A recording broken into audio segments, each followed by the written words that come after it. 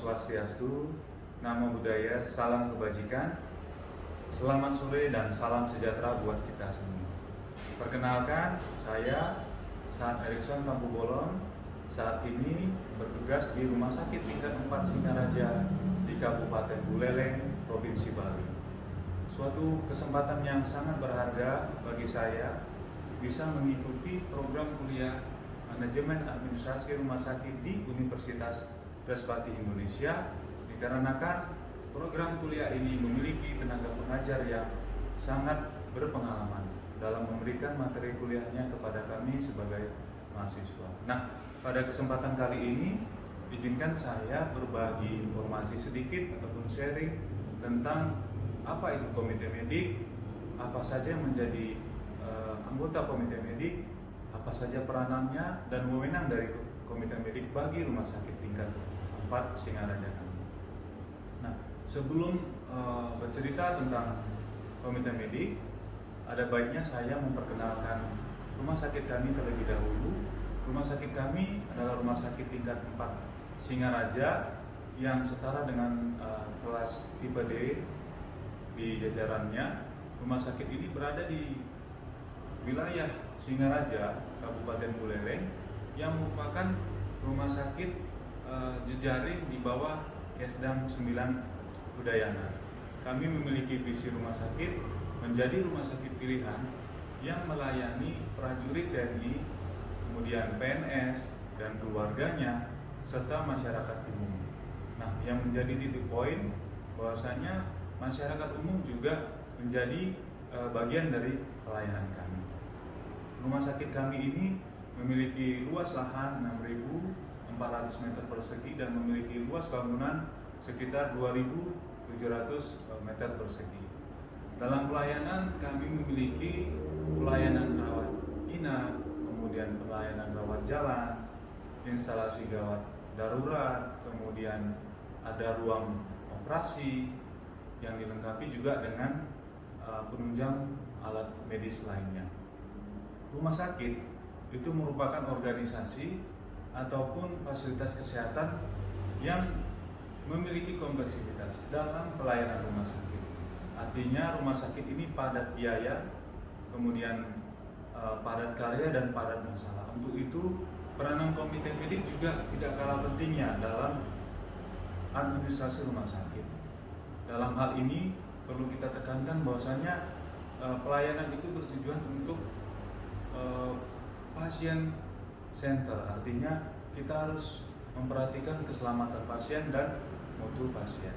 Nah, berbicara tentang komite medik, ini diatur dalam undang-undang dan memiliki dasar hukum, yaitu berdasarkan Permenkes RI nomor 755 tentang penyelenggaraan komite medik di rumah sakit.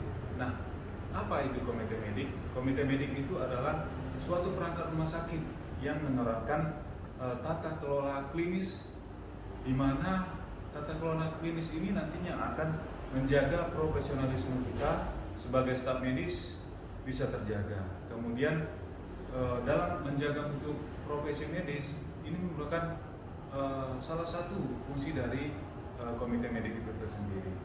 Dan yang ketiga adalah melakukan pemeliharaan etika dan disiplin dari profesi. Nah, dalam pengorganisasian komite medik ini sendiri, ini merupakan organisasi non-struktural yang dibentuk oleh kepala ataupun direktur rumah sakit itu sendiri. Dan sekurang-kurangnya dalam komite medik ini harus terdiri dari adanya ketua komite medik, adanya sekretaris, dan adanya subkomite. Dan subkomite ini nanti terbagi lagi menjadi 3, ada subkomite kredensialing, kemudian komite profesi mutu dan etika disiplin.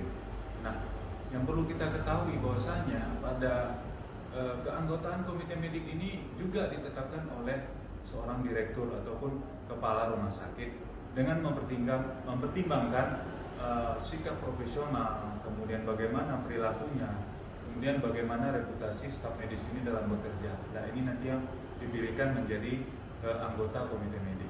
Dalam jumlah keanggotaan komite medik ini disesuaikan dengan jumlah staf medis yang ada di rumah sakit tersebut.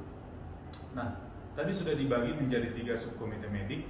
yaitu subkomite credentialing, kemudian subkomite profesi mutu, dan subkomite etika dan disiplin profesi. Dalam tugas dan fungsinya, untuk subkomite credentialing ini melakukan kredensial bagi seluruh staf medis yang ada di rumah sakit. Kemudian dia juga akan memelihara mutu profesi staf medis, menjaga disiplin dan menyusun peraturan. Jadi manakala ketika ingin melakukan penyusunan peraturan internal staf medis, ini akan dibantu oleh komite medis itu sendiri. Nah, kredensialing ini memiliki fungsi dan manfaat. Di antaranya dengan adanya kredensial ini akan menyusun ya, dan mengkompilasi daftar kewenangan klinis. Kemudian juga sebagai penyelenggara pemeriksaan dan pengkajian dalam kompetensi tenaga medis yang ada yang bekerja di rumah sakit tersebut. Kemudian juga sebagai evaluasi data pendidikan profesional kedokteran. Selain itu juga akan mewawancara terhadap pemohon kewenangan klinis dalam arti di sini sebagai staf medis, yaitu contohnya dokter-dokter spesialis. Selain itu juga penilaian dan pemutusan kewenangan klinis yang adekuat terhadap spesialis ataupun dokter yang ada. Melakukan pelaporan hasil penilaian kredensial kepada direktur rumah sakit. Selain itu juga melakukan proses rekredensialing manakala ada staf medis yang bermasalah ataupun sudah habis masa tugasnya. Dan yang terakhir adalah memberikan rekomendasi kepada para dokter ataupun spesialis ataupun staf medis yang lain dalam melaksanakan pelayanan di rumah sakit. Nah, untuk fungsi pemeliharaan mutu profesi ini dikerjakan oleh subkomite mutu.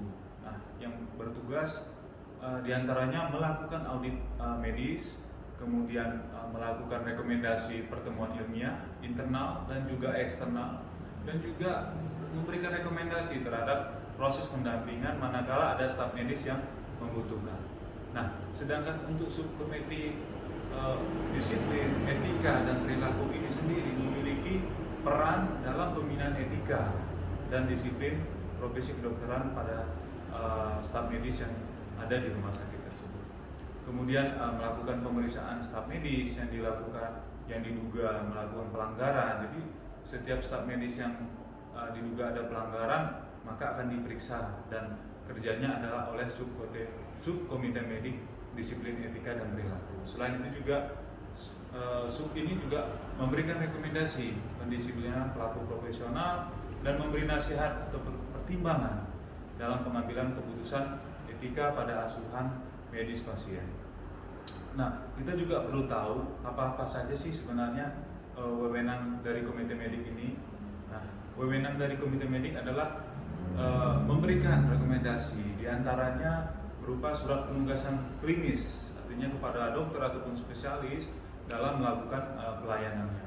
Kemudian juga memberikan rincian kewenangan klinis, melakukan penolakan klinikal privilege tertentu apabila ada yang bermasalah.